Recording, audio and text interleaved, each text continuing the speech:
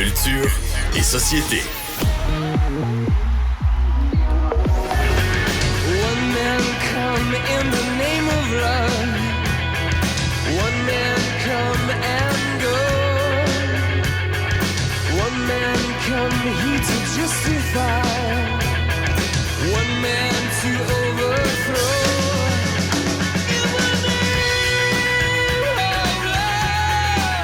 Vous connaissez le classique de U2, Pride in the Name of Love. Salut Anaïs.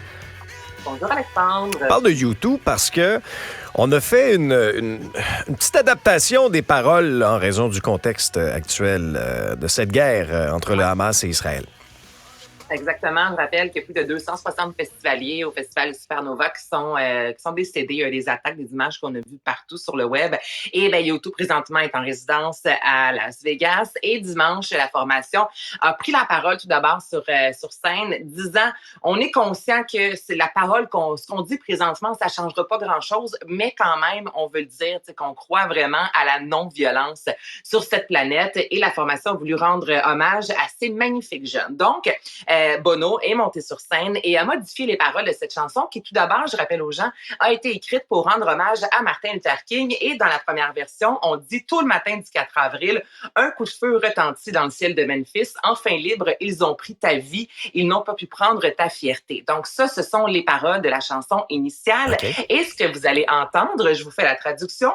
Il dit « Tôt le matin du 7 octobre, c'est à ce moment-là qu'il y a eu l'attaque, justement. Le soleil se lève dans le ciel du désert. » Je rappelle que c'est arrivé aux alentours de 6 heures le matin. Il dit « Étoile de David, ils ont pris ta vie, mais ils n'ont pas pu prendre ta fierté. » Donc, je vous fais entendre la version, je vous dirais malheureusement, 2023 de cette chanson. Early morning, October 7th, as the sun is rising in the desert sky. Stars of David, they took your life, but they could not take your pride.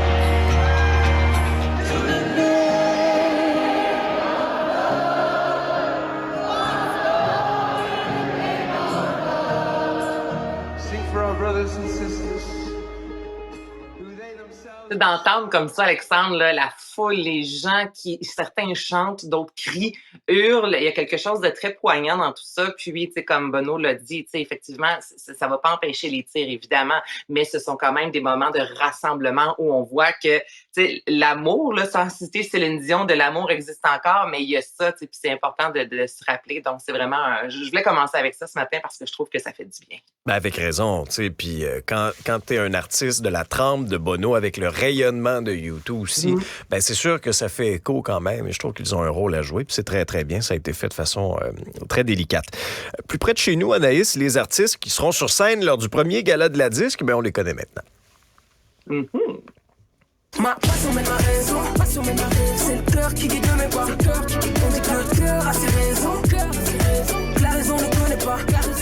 Ma passion mène ma raison, c'est le cœur qui guide mes pas. On est que le cœur a ses raisons. Donc, on reconnaît la voix de Sarah May, chanteuse, mais également animatrice. Donc, Sarah May sera justement à l'animation de ce premier gala de la disque. Ce sera le mercredi 1er novembre. C'est enregistré au MTLUS, mais je vous rappelle que ce sera en direct également à Télé-Québec. Et là, justement, hier, on nous a dévoilé quelques artistes qui seront sur scène. Et à chaque année, le premier gala de la disque prend de plus en plus d'ampleur. Au début, ce n'était pas diffusé ou c'était sur le web. Et là, comme ça, que ce soit à la télévision depuis quelques années, ça démontre aussi l'importance de ce gala. Et vous pourrez voir notamment sur scène les Sœurs Boulay qui vont célébrer leur 10e anniversaire de carrière. Il y a également les Shirley, pour vous rappeler, c'est la formation 3 filles extraordinaires qui font du rock avec un peu de folk. Ce sont les filles qui ont fait la première partie quand même des Foo Fighters alors que la formation était de passage à Verdun. Donc, c'est pas rien. Vous pourrez voir Ariane Roy, Bleu Jeans Bleu, Zach Zoya et j'en passe. Et là, je rappelle aux gens que vous avez jusqu'à aujourd'hui,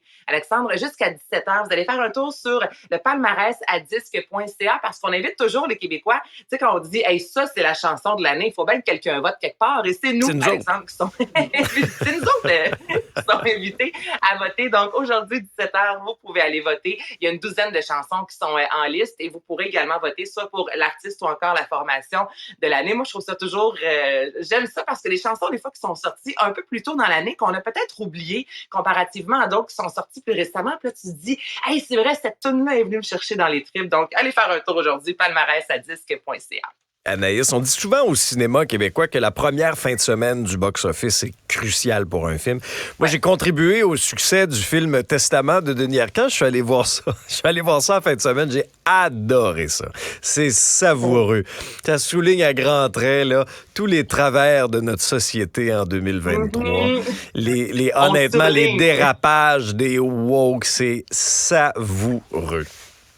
En plus, la météo. Donc, tu as contribué et je voudrais que Dame Nature aussi, en fin de semaine, Alexandre s'est donné à cœur joie avec l'automne qui est arrivé assez drastiquement, je vous dirais. Et justement, excellent démarrage pour ce film québécois de Denis Arcand. Il est disponible présentement dans plus de 77 salles et c'est plus de 400 000 $ qui ont été avancés. Donc, c'est vraiment le meilleur démarrage pour un film québécois et ce, depuis la fin de la pandémie. Donc, c'est sûr que lorsqu'on parle de Denis Arcand, Testament, là, on connaît la distribution, que ce soit des Guylaine Tremblay, des Marie-Mé aussi, premier rôle à l'écran. Tout y est, je pense, pour que ce soit toute l'UDA est là, en fait. Il y a juste toi et moi. C'est ça. On est les deux rejets. Le prochain film, peut-être. Donc, peut-être, on est là. Alors, excellente nouvelle pour Testament. Je rappelle quand même aux gens aussi que Simple comme Sylvain est encore à l'affiche. C'est délicieux, ce film de Monia Chokri. Peut-être pas pour les jeunes tout de même, parce qu'il y a un peu de sexualité de l'avant.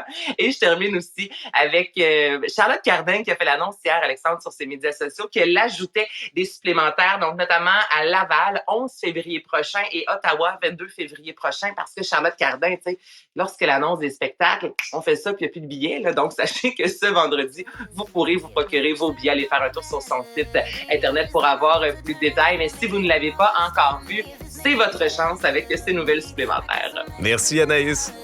Bye. Salut, bonne journée.